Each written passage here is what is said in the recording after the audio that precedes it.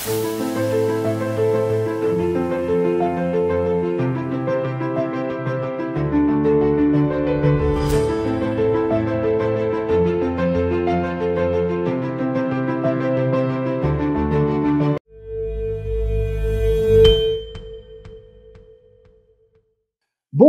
et bienvenue à l'émission Parole de champion sur la chaîne du Comité national olympique marocain. Parole de champion est un espace d'expression de tous les champions marocains qui sont qualifiés ou en cours de qualification pour les Jeux olympiques de Tokyo 2020, qui aura lieu bien sûr en juillet-août 2021. C'est l'occasion de découvrir leur parcours, leur motivation et comment ils se préparent à ce grand rendez-vous olympique.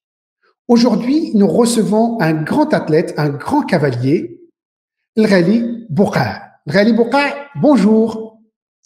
Bonjour, c'est Hassan. Marhaba bik, c'est El Ghali. Merci beaucoup. Ça va, vous allez bien? Recevoir. Merci beaucoup, c'est réciproque, Assisi. C'est réciproque. Merci pour ta disponibilité. Avec grand plaisir, avec grand plaisir. Alors, El Ghali, moi, je voudrais d'abord te féliciter parce que tu es qualifié aux Jeux olympiques de Tokyo en équipe, saut d'obstacles par équipe. Exactement, on s'est qualifié récemment en Espagne et puis c'est une grande fierté pour nous. Alors, comment tu vis cette qualification? Comment tu abordes ce rêve olympique? Est-ce que déjà c'était un rêve pour toi? C'est évident, bien sûr c'était un rêve, c'est un rêve d'enfant. C'est le jour où je suis devenu professionnel, j'ai commencé à rêver des Jeux Olympiques. Je pense comme tout athlète, quand il devient professionnel et qui vit de sa passion, il rêve des Jeux Olympiques, des championnats du monde, des plus gros championnats. Donc, c'est sûr que c'est un rêve. Je le vis, j'ai hâte d'y être parce que j'ai hâte de voir, de découvrir, d'avoir cette adrénaline-là le jour J. Parce que nous, on vit qu'avec l'adrénaline. Quand on monte en Grand Prix, c'est une sensation spéciale.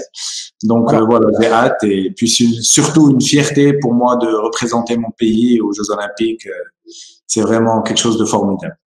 Alors, on va revenir sur ta préparation et la préparation avec l'équipe, mais avant tout, je rappelle, El Ghali, qu'aujourd'hui, tu as 40 ans, tu es papa de 2 enfants. Exactement. Et à quel âge tu as commencé l'équitation? Alors, j'ai commencé, on va pas dire l'équitation, c'est parce que mon père, c'était un amoureux de cheval. Mon père, les chevaux, c'était ses yeux et il voulait absolument que ses enfants fassent de l'équitation. Donc, voilà, j'étais tout jeune, j'avais 3-4 ans, que mon père me demandait de venir avec lui dans un club équestre à Casablanca. Et puis, voilà, on a commencé un petit peu à partir, mon frère et moi. On avait juste 1 an de différence. Donc, à partir dans ce club, les mercredis, samedis, dimanches, faire un peu voilà, monter pour le plaisir sur le poney, commencer un petit peu à monter à cheval, de plus en plus. Et puis, de plus en plus, où je prenais un petit peu d'âge, 10 ans, je commençais à faire un peu de compétition nationale. Voilà, 11 ans, je commençais à faire les championnats du Maroc où, franchement, ça s'est très, très bien passé pour moi. 11, 12, 13, 14, 15 ans, voilà, j'étais champion du Maroc cadet, critérium, jeune cavalier, voilà quoi. Et puis du jour au lendemain, feu Son Altesse Royale la Princesse Lamina m'avait demandé de rejoindre l'équipe et commencer une aventure. Et puis c'est ce jour-là où je me suis dit bon, c'est magnifique, je vais vivre de ma passion et je vais commencer une nouvelle page. Et puis, depuis ce jour-là, je suis sur un nuage parce que voilà, c'était mon rêve. Et puis, vivre de sa passion, c'est magnifique. Et alors, à quel moment ou à quel âge tu as décidé de devenir professionnel de l'équitation? J'étais professionnel à 16 ans. J'ai dû faire un choix. J'ai dû prendre une décision. C'était un peu difficile avec mes parents parce que voilà, c'était laisser un petit peu les études de côté et puis devenir vraiment professionnel parce que il faut savoir que si on veut faire enfin, moi je dis pour l'équitation, mais n'importe quel sport, si on veut le faire et réussir un jour, il faut faire la chose toute seule. Donc il faut se concentrer sur cette chose-là et puis voilà, à 16 ans, j'ai intégré l'équipe en tant que stagiaire bien sûr et puis ça Ça s'est très très bien passé pour moi. Avec Feu Son Altesse, c'était vraiment quelque chose de formidable. On a vécu des moments magnifiques. Voilà, j'ai fait des stages, j'ai fait beaucoup de compétitions. Je suis sorti en Europe à partir de 16-17 ans. Donc voilà, c'était un long circuit jusqu'à aujourd'hui où tout se passe très bien pour moi. Alors, Sylrali, j'imagine que de vivre de sa passion, c'est un énorme plaisir, c'est une grande satisfaction, mais j'imagine que le chemin est semé d'embûches et de difficultés.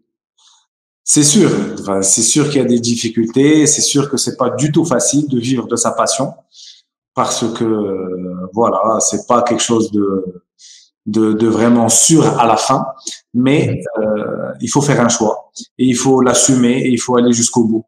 Donc j'ai eu des hauts et des bas moi aussi quand j'étais jeune.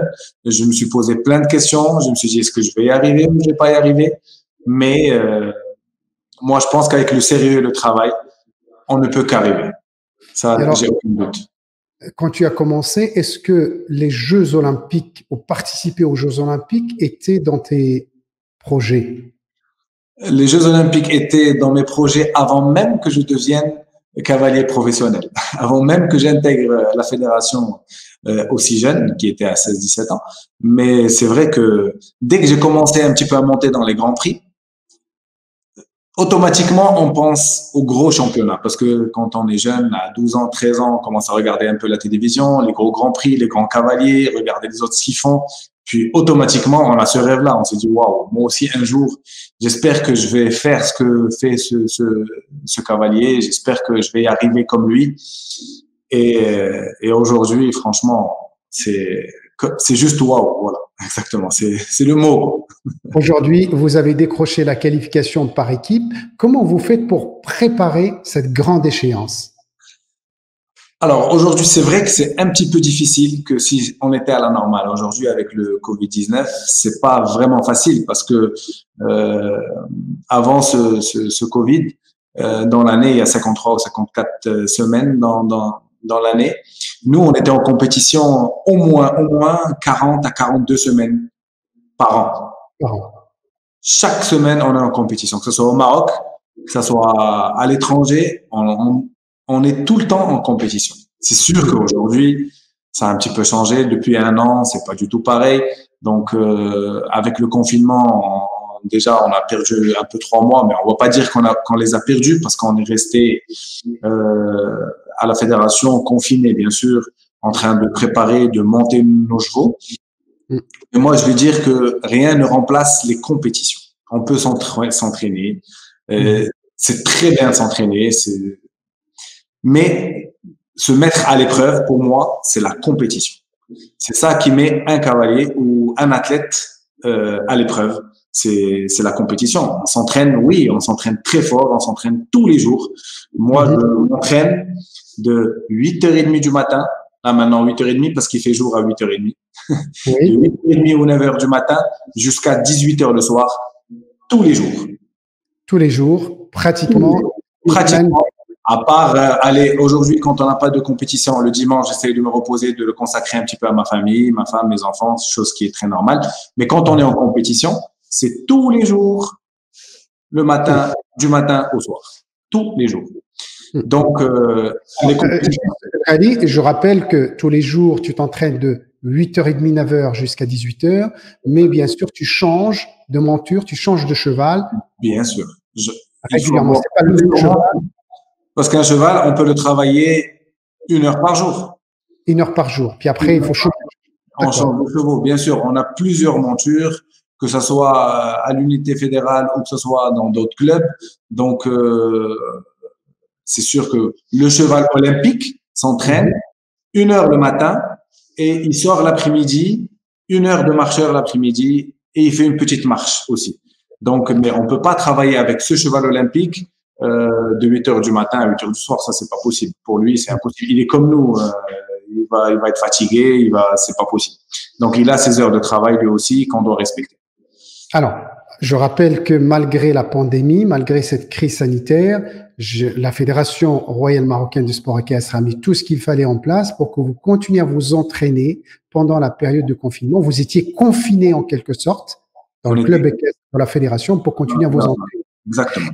Et après le confinement, j'imagine, vous êtes parti vous entraîner en Belgique. Pourquoi exactement en Belgique?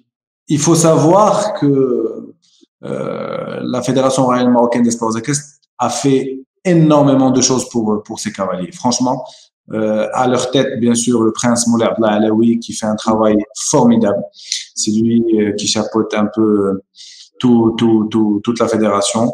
Mais il faut dire que la fédération a fait un énorme travail, que ce soit dans le confinement, que ce soit tous les efforts qu'ils ont fait pour qu'on puisse partir en Belgique pour essayer de rattraper un petit peu le temps perdu parce qu'on pouvait pas rester au Maroc sans compétition. Surtout pourquoi la Belgique, Rally, pourquoi la Belgique? Alors, on est installé en Belgique depuis pas mal d'années parce qu'on a un pied-à-terre en Belgique. On a des écuries que la fédération a louées pour ses cavaliers. Donc, notre pied-à-terre, notre point de départ de l'Europe, c'est la Belgique. Nous, on est installé en Belgique. Et puis, de la Belgique, on va en France, on va en Allemagne, on va en Espagne, on va en Italie, on va un peu partout de ce point de départ. On est obligé d'avoir un point de départ parce qu'on a des chevaux qui doivent être logés et tout. Donc, on est obligé d'avoir un pied-à-terre en Europe. Et le prince a choisi la Belgique. Donc, nous, on a nos habitudes là-bas et tout. Donc, c'est de là qu'on commence. Apparemment, vous avez aussi un nouvel entraîneur belge qui a été un ancien champion du monde. Champion du monde, Alex Hinton, en 2010, exactement. C'est nouveau, c'est tout nouveau. Tout se passe très bien pour l'instant. On a fait 3 mois avec lui en Belgique, là, dernièrement, avant qu'on rentre au Maroc au mois de décembre.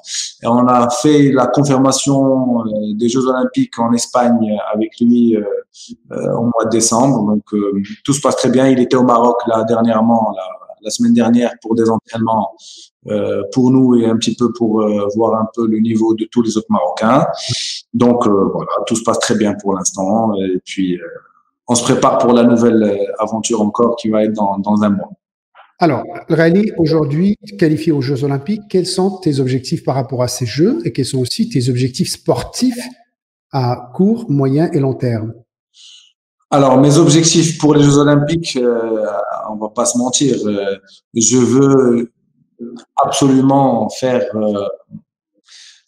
un parcours vraiment propre, on va dire, parce que on n'a pas beaucoup d'expérience dans ce niveau-là. Donc, j'espère faire un parcours propre, faire des Jeux Olympiques propres, ça veut dire essayer au maximum de ne pas faire de catastrophes, essayer de faire des bons parcours, et puis on verra comment ça va se passer sur place parce que nous, on est deux, il y a mon cheval, il y a moi. Il faut que le jour J, on soit tous les deux en forme, chose qui est un peu difficile pour quand on a une échéance. Avoir le cavalier et le cheval en pleine forme, ça se travaille et puis j'espère qu'on l'aura ce jour-là. Et puis, contrairement aux autres sports, vous êtes deux athlètes. On est deux athlètes, exactement. Il se peut que moi, je sois en pleine forme et pas lui. Il se peut que lui, il soit en pleine forme et pas moi.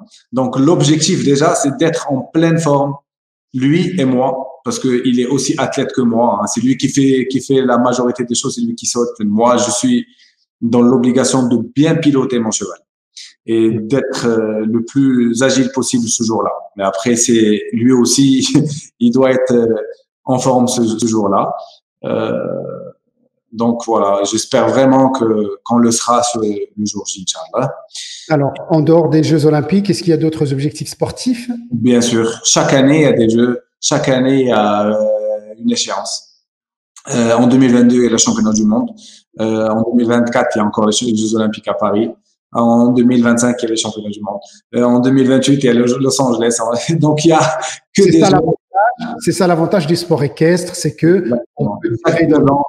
Exactement. Chaque 2 ans, on a une grosse échéance.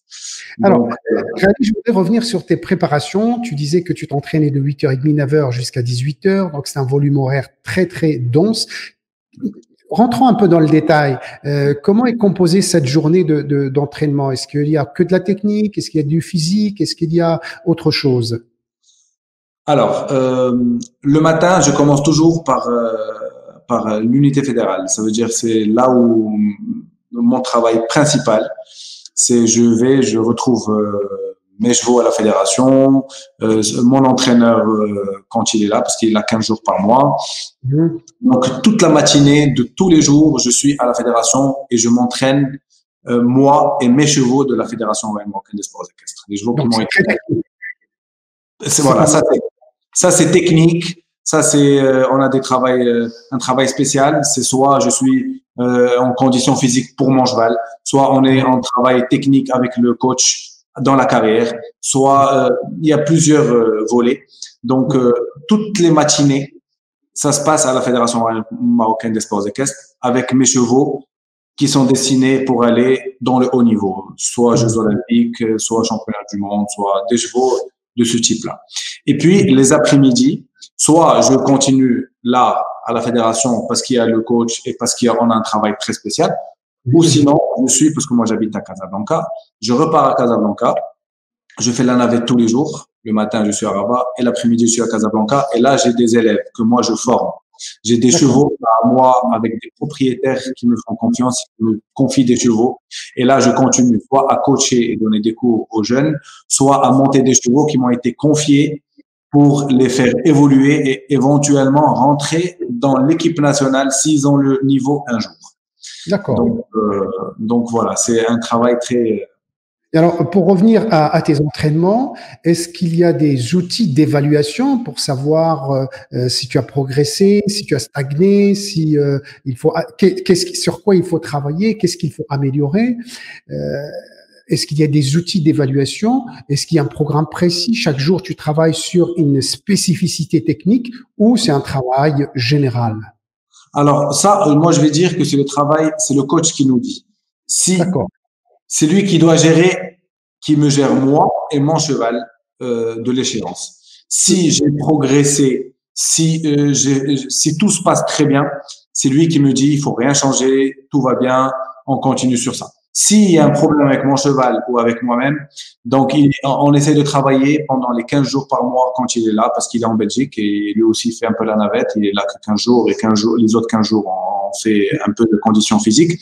Mais quand il est là, il nous dit ouais, là aujourd'hui, j'ai trouvé qu'il avait pas bien sauté cet obstacle, où il faut qu'on fasse une gymnastique, où il faut qu'on fasse un parcours, où il faut qu'on fasse… Ça, c'est son travail à lui. C'est lui qui juge si tout va bien. Moi, je dois essayer de ramener mon cheval chez l'entraîneur avec une bonne condition physique, avec un cheval qui est dressé correctement pour que cet entraînement-là se passe très bien. Et après, lui, ok, c'est parfait, on change rien, ou non, il faut qu'on change ci, il faut qu'on travaille ci, ou il faut qu'on travaille ça. Donc, alors, une question un peu curieuse. Est-ce que tu prends aussi un certain temps pour travailler la communication, la complicité avec ton cheval, ou bien ça se fait une fois où tu es en action, où tu as l'entraînement technique? bien sûr, moi et mon cheval, on doit se connaître normalement. Je suis avec lui dans son box. Quand mon groom doit le préparer, j'essaie de rentrer aussi de temps en temps pour voir si tout va bien. C'est des petites caresses, c'est des carottes, c'est du sucre, c'est une pomme. On essaie de faire un peu. Enfin, quand c'est au début, on fait connaissance, et puis après, il me connaît vraiment, il sait qui je suis. Quand je monte dessus et quand on part en trotting, ben, il sait que voilà, c'est pour faire de la condition physique. Mais moi, je pense que quand on dépasse un certain temps avec un cheval, après 1 an ou 2, ça y est, c'est comme un couple qui se fait vraiment, et il me connaît, je le connais, et puis le courant passe. Parce que il y a des fois où on peut avoir un cheval où le courant ne passe pas du tout, ça marche pas. C'est parce que voilà, ma façon de faire et sa façon de faire ne peut pas être compatible. Et puis là, il faut qu'on trouve un autre cavalier, ou c'est pas que le cheval est mauvais ou que le cavalier est mauvais, pas du tout. C'est juste pour essayer de trouver vraiment le vrai couple pour ce cheval ou ce cavalier. Et en plus de ce travail technique, est-ce que tu as des séances réservées à la préparation physique? Là, oui, pour tout ce qui est physique, on est toujours en extérieur. En extérieur, ça veut dire on a la chance d'avoir à la fédération la forêt de Dar Salam. Donc la forêt de Dar Salam, on peut aller en trotting pendant 1 heure et demie avec le cheval, à faire des variations entre le pas, le trot, le galop, et c'est vraiment ça qui donne et c'est la meilleure des choses pour donner une condition physique, c'est d'être en pleine forêt et de partir et d'essayer de l'écouter. Il est fatigué, on remarche au pas, on repart au trot, on repart au galop. Et c'est là où si on fait ça pendant 2-3 mois, après on a une super condition physique du cheval. Et on a un cheval qui sort d'un Grand Prix avec zéro sueur, normal, comme s'il venait de sortir du box le matin. Et pour toi, Al Ghali, est-ce que tu as un programme de préparation physique spécifique pour toi? Oui. Pour moi, j'essaie de faire un peu de sport, je suis pas un grand fan de sport, on va dire. Je suis pas un grand fan de sport, mais déjà sortir avec mon cheval en trotting pendant 1 heure et demie et faire ça avec 3 ou 4 chevaux, c'est déjà très physique. Après, moi, je fais un peu de tapis, juste pour maintenir un petit peu mon dos et tout, parce que bon, il faut savoir que les cavaliers, ils ont un tout petit peu mal au dos de temps en temps. À un certain âge, ils commencent à avoir mal au dos. Je commence déjà à avoir un peu mal au dos, mais voilà, j'essaie un petit peu de faire des massages pour mon dos, faire un peu de tapis, essayer de maintenir. Est-ce que tu es suivi par un préparateur physique ou Alors, on a un préparateur physique à la Fédération royale marocaine, exactement. On a un préparateur physique qui vient régulièrement, qui s'occupe un peu de tous les cavaliers. Donc, franchement, comme j'ai dit tout à l'heure, le prince n'a rien laissé au hasard. Voilà, exactement. Tout est aux normes. Il y a tout ce qu'il faut pour que les chevaux arrivent et pour que les cavaliers arrivent. Alors, préparation technique, entraînement physique, et un programme assez dense. Quid de ton alimentation? Est-ce que l'alimentation a un rôle important dans la vie d'un cavalier de haut niveau? Alors, franchement, pour moi, personnellement, j'ai un physique qui me permet de tout faire, de tout manger, j'ai aucun problème. Je prends pas de poids, je ne perds pas de poids, ça depuis tout jeune. On va dire que je me surveille un tout petit peu, mais c'est pas dans l'excès. Je suis pas quelqu'un qui me dit attention là, parce que déjà nous, quand on est en compétition, on se réveille à 6 heures du matin pour aller travailler les chevaux, et il se peut qu'on mange pas pendant jusqu'au soir, parce que on est juste occupé. Voilà, on peut prendre une petite barre protéinée comme ça, ou prendre un petit sandwich rapidement, ou prendre une petite pomme ou machin, pour faire toute la journée. Et déjà rien que ça nous permet de rester fit tout le temps. Cependant, je note bien, Selrani, tu dis que ton poids ne change pas. Ça veut dire qu'il faut quand même garder un certain poids, Oui. et pour le cheval. Très important. Quand je prends du poids, ça me dérange à cheval. Ça, c'est clair. Je ne peux pas prendre du poids. Quand je sens que j'ai pris un peu de poids, là, je mets le frein. Je dis non, là, il faut que j'arrête. Je vais arrêter juste 4-5 jours. Et après, tout revient en ordre, il n'y a pas de souci. Mais non, il faut pas. Quand je parle de prise de poids, c'est aller 1 petit kilo ou 2 petits kilos de plus qu'il faut tout de suite éliminer. Mais avec le stress de la compétition, le voyage, la compétition toute la journée et tout, on les perd très rapidement en 2-3 jours, c'est bon, c'est perdu, c'est fait, il n'y a pas de problème. Chez nous, c'est rapide. Donc non, franchement, on n'a pas un régime très spécial. Je mange normalement et je dors normalement. Je suis pas quelqu'un qui fait la fête et qui sort, pas du tout. Moi, j'ai ma famille, je rentre à la maison le soir, je fais mon petit dîner avec mes enfants et ma femme. Et puis, le lendemain, rebelote parce que je me réveille très tôt le matin. Donc, quand tu dis je dors normalement, le sommeil est important aussi pour être en forme pour un sportif de haut niveau? Très important, bien sûr. Alors, c'est sûr que moi personnellement, j'ai besoin de mes 7-8 heures de sommeil par jour. Ça, comme ça, je suis en forme. Et surtout quand on a un Grand Prix le lendemain. Tu veux dire 7-8 heures de sommeil par nuit, pas par jour? Oui. Pardon. Par nuit, excusez-moi. Je te taquine. Exactement. Donc, pour vraiment être en forme le lendemain matin et puis attaquer la journée en forme. Ça, c'est clair. Alors, nous avons mené une étude. Il y a beaucoup de sportifs de haut niveau qui ont des troubles de sommeil. Certains, pour pallier à ces troubles de sommeil, mettent en place des routines, mettent en place des bonnes habitudes, etc. et améliorent leur sommeil. Est-ce que c'est ton cas? Est-ce que tu fais des choses pour avoir un sommeil de qualité ou est-ce que tu as un sommeil de qualité d'une façon naturelle? Alhamdoulilah, j'ai un sommeil de qualité naturelle. Bon, c'est sûr que quand on a une grosse échéance le dimanche, allez, au lieu de trouver le sommeil au bout de 10 minutes, on le trouve après 3/4 d'heure ou 1 heure.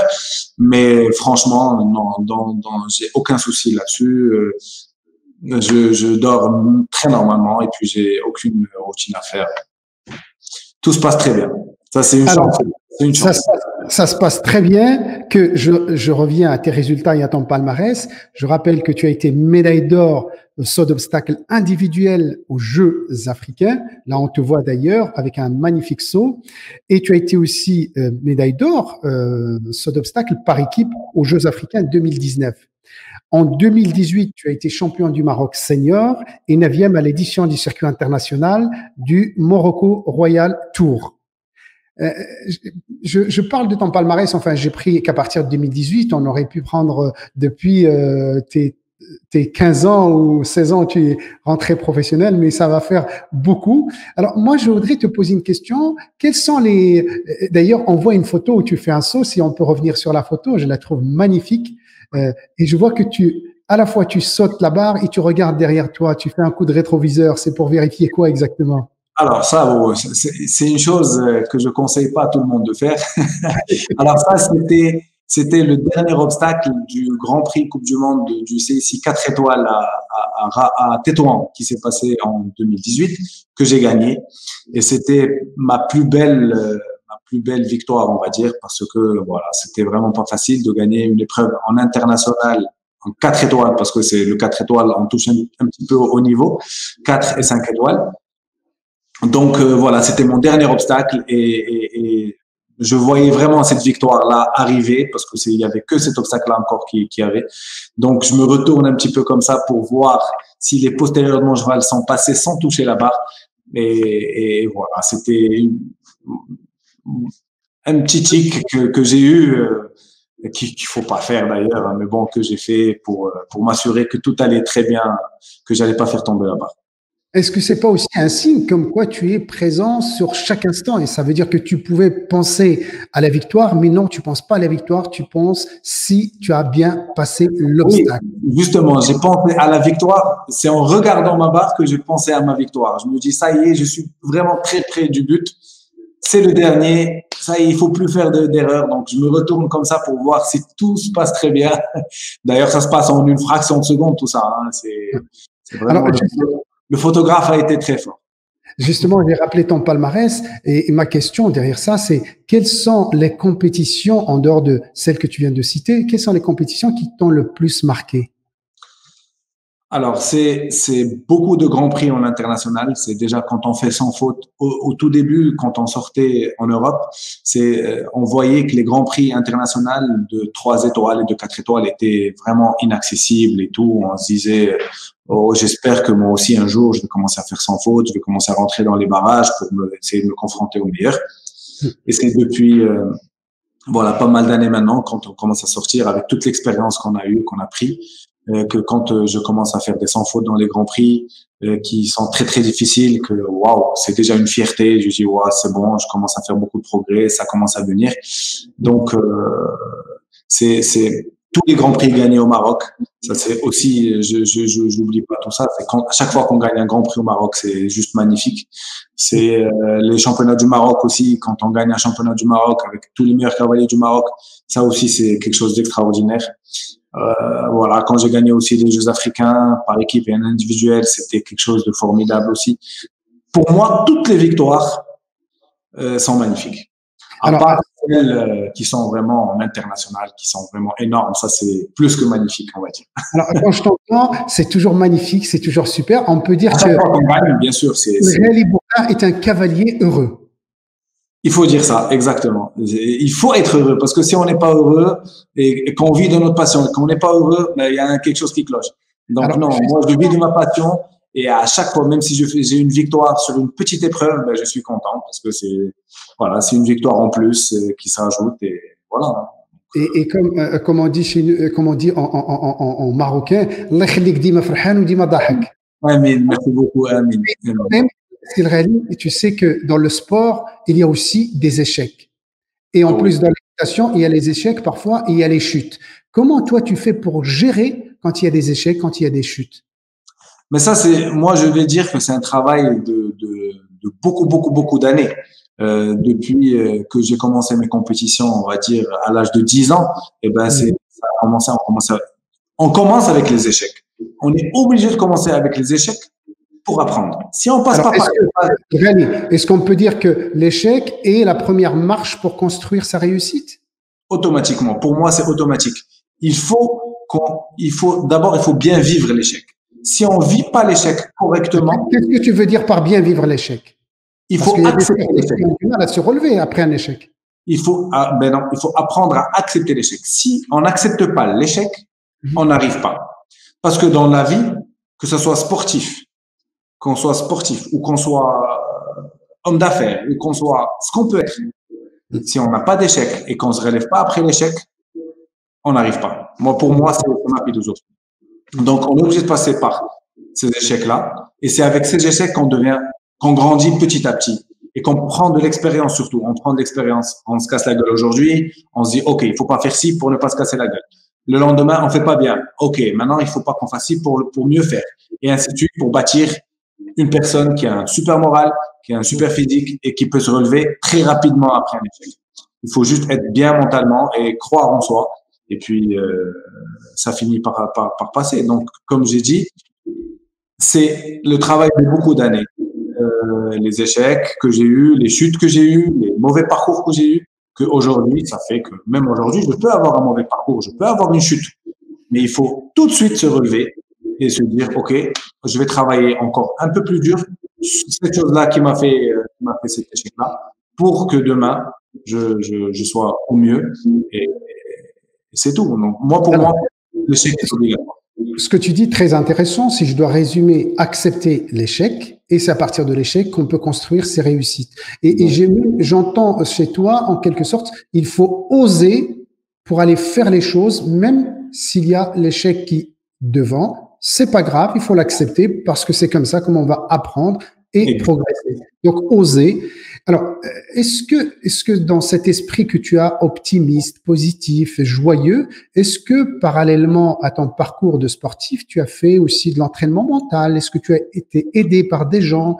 Est-ce qu'il y a des gens qui t'ont soufflé un peu à l'oreille cet optimisme? Alors, comme j'ai dit tout à l'heure, le Prince n'a rien laissé au hasard et la fédération et tout son staff n'ont rien laissé au hasard. Oui, on a été, pendant qu'on essayait de se qualifier pour les Jeux Olympiques et pour les championnats du monde de 2018, exactement, à Trian, on a été suivi par un coach mental qui est venu nous coacher, nous, toute l'équipe, nous 5 cavaliers. Et voilà, nous donnait, il nous parlait énormément, on discutait à cœur ouvert, pourquoi ci, pourquoi ça, qu'est-ce qui te dérange, qu'est-ce qui te dérange pas, comment faire pour accepter, comment, et puis ça a été un plus, c'est sûr que ça a été un plus, ça te rebooste quand on a une grosse compétition et qu'on a parlé à un coach mental pendant je sais pas combien de mois avant et tout machin, franchement, ça t'apaise. Donc, on a été suivi pendant un an et ça nous a fait beaucoup de bien. Ça c'est sûr et certain. Moi, je peux recommander à une personne ou à un sportif qui est un peu faible mentalement, parce qu'il y a des sportifs qui sont un peu faibles mentalement. Ça existe partout dans tous les sports, de se faire suivre par un coach mental. Et là, franchement, ça peut débloquer la chose sans aucun problème, parce que être faible mental ne veut pas dire que tu es nul. Pas du tout. C'est juste accepter plus rapidement cet échec-là. Tout simplement. Je sais pas. Rapide, il faut, pour nous, dans notre sport, quand je dis rapide, c'est une question d'heure. Parce qu'on peut finir un Grand Prix très mal un dimanche et un jeudi, on est encore en compétition dans un autre Grand Prix. Donc, il faut les 3 jours. Il faut s'entraîner.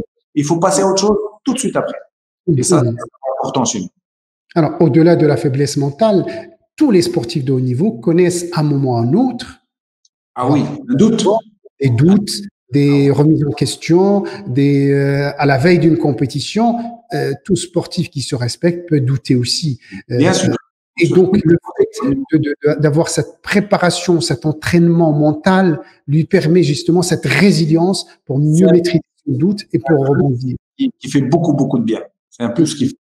Et alors, pour revenir à toi, Al-Ghali, comment, depuis l'âge de 10 ans, tu es sur les circuits, depuis 15 ans, 16 ans, tu es professionnel, comment tu fais pour garder ta motivation et tous les jours, tu te lèves pour être à 8h30, 9h, je dirais, avec le cheval en train de s'entraîner? Est-ce qu'il y a des ingrédients pour maintenir et entretenir cette motivation? Moi, je veux dire que c'est l'amour que j'ai dans mon travail. C'est l'amour que je porte à mes chevaux et c'est l'amour que j'ai à ma passion. Voilà. Je me réveille tous les jours, je ne suis jamais lassé. Je peux avoir un coup de morale ou un coup de fatigue. Il me suffit de 2, 3 jours Mhm. pour passer à côté, c'est tout. Il me faut pas 3 mois ou 4 mois. Au bout de 2, 3 jours, je vais prendre ma femme, mes enfants, je vais aller quelque part.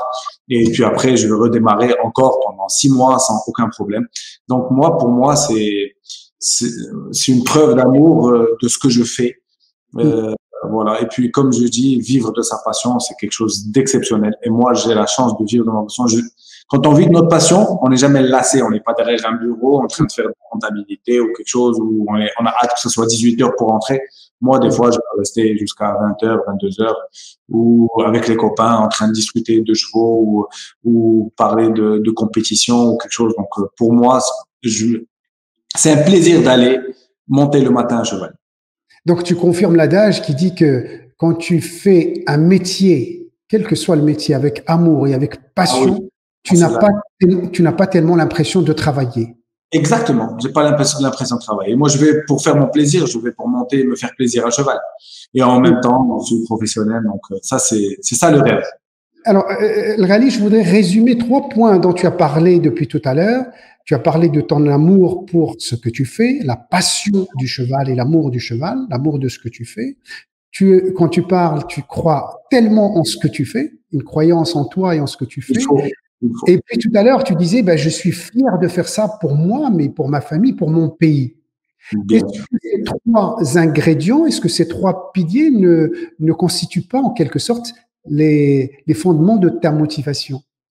Ben, aujourd'hui, je me lève pour travailler.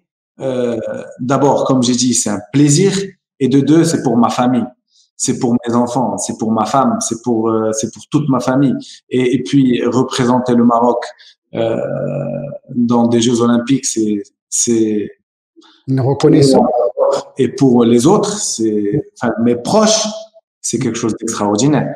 Donc oui, c'est sûr que les 3 ingrédients, c'est comme vous avez dit, le plaisir, l'amour et ma famille. Parce que moi, aujourd'hui, quand je vois mes enfants me regarder comme ça, monter à cheval, ou ma femme qui vient me supporter et tout machin, c'est magnifique pour moi. Tu C'est lâches tes super. enfants. Alors, un qui a 6 ans et demi et l'autre qui a 2 ans et demi. Est-ce qu'ils font du cheval également? Oui, ils adorent ça. J'ai le grand qui commence vraiment à faire des cours de poney, et qui commence à s'attacher.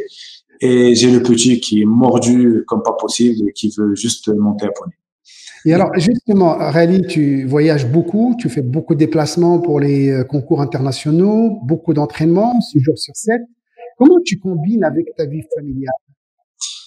Ça, c'est le sacrifice. C'est le plus gros sacrifice que je vais dire. C'est le plus gros sacrifice parce que bon, j'ai la chance d'avoir une femme qui comprend, qui Qui comprend mon soutient. travail. Voilà, qui comprend et qui essaye voilà, de comprendre ce que je veux faire et moi, qui veut que son mari fasse son rêve et qu'il aille jusqu'au bout. Voilà, c'est elle qui tient tout quand je suis pas là. C'est elle qui fait tout ce qu'il faut faire, qui s'occupe des enfants, qui s'il y a des petits problèmes, c'est elle qui gère. Et c'est parmi les plus gros sacrifices. Si c'est pas le plus gros sacrifice que je fais, c'est ma famille. D'ailleurs, quand je suis là-bas pendant 3, 4 mois, qui me manque beaucoup et qui, voilà. Malheureusement, c'est comme ça. Je peux pas changer ça parce que on est obligé de s'entraîner un peu loin et pour réussir, il faut beaucoup d'entraînement. Mais bon, voilà, le jour où je l'ai épousé, je lui ai dit, écoute, épouser un sportif, il va souvent être en déplacement. Quand on était sans enfant, ben, elle se déplaçait énormément avec moi, elle venait toujours avec moi et ça, c'était magnifique. Mais aujourd'hui, on a 2 enfants de bas âge, c'est l'école, c'est tout le tralala de toute la journée. Donc, elle est obligée de rester avec eux. Bon, c'est moi qui essaie de rentrer le plus souvent. Chaque 3, 4 semaines, j'essaie de rentrer 4, 5 jours pour les voir. Mais c'est très difficile. Alors, est-ce qu'on peut dire que le projet d'un sportif de haut niveau est un projet, j'ai envie de dire, familial? Il faut impliquer l'entourage dans son projet de sportif de haut niveau pour euh, participer à sa réussite. Bien sûr, il faut qu'il soit là. Il faut parce que le soutien. Moi, ma femme n'est pas cavalière. Moi, ma femme ne monte pas à cheval. Elle est loin de l'équitation, voilà. Mais son soutien est très important. Mais c'est comme, pour moi, c'est comme mon coach sportif aussi. Quand le moral ne va pas bien, la seule qui le voit, c'est elle. Hein. Quand je rentre le soir à la maison et que je suis pas bien, j'ai fait un mauvais parcours ou ça se passe pas bien dans mon travail ou quelque chose, et c'est la seule qui me voit. Et donc, automatiquement, c'est la seule qui peut me réconforter. Donc, elle doit être impliquée aussi. Elle doit un petit peu savoir ce qui se passe bien et ce qui se passe pas bien. Et puis, essayer de mettre son petit grain de sel aussi. C'est obligatoire. Et ça va, elle n'est pas jalouse du cheval avec qui tu formes un couple sans vouloir faire de jeu de mots. Bah non, pour l'instant, elle est pas jalouse. Si c'est juste un animal, ça va, elle est pas jalouse. Il n'y a pas de problème. Alors, El Ghali Boukhar, on a parlé de ton parcours, on a parlé de ta qualification, ta préparation, tes motivations. Cette vidéo va être, cette émission va être regardée par un public nombreux, sportif, peut-être des cavaliers de haut niveau en herbe. Quel message, quel conseil tu peux partager avec eux? Bah moi, je vais leur dire tout simplement qu'il faut vraiment aimer ce qu'on fait. Parce que si on aime ce qu'on fait, on ne compte pas les heures, on ne compte pas les heures de travail, on ne compte pas euh, tout ce temps perdu, parce que un jour, il va payer. Donc pour moi, il faut qu'ils travaillent, et surtout avec plaisir. Parce que s'ils ressentent pas de plaisir dans ce qu'ils font, je pense que, je sais pas s'ils vont y arriver ou pas, mais en tout cas, il faut vraiment avoir de l'amour et du plaisir de ce qu'on fait, et puis travailler très dur, parce que on peut se tomber, se relever, retomber, se relever, mais un jour, ça finit par payer, ça, c'est sûr. En tout cas, tu as le soutien de tout le public marocain pour Merci. la qualification, pour la participation, et on sera derrière vous pour les Merci. Jeux de Tokyo, mois de juillet, mois d'août 2021. Inch'Allah. Merci beaucoup. Ghali Boukhar, merci beaucoup pour ta présence. Merci. Et à vous. À très bientôt. À très, très bientôt. Merci beaucoup. Merci à vous pour votre fidélité et à très bientôt pour d'autres parcours, d'autres sportifs qualifiés ou en cours de qualification pour les Jeux Olympiques. À très bientôt. Merci. Au revoir.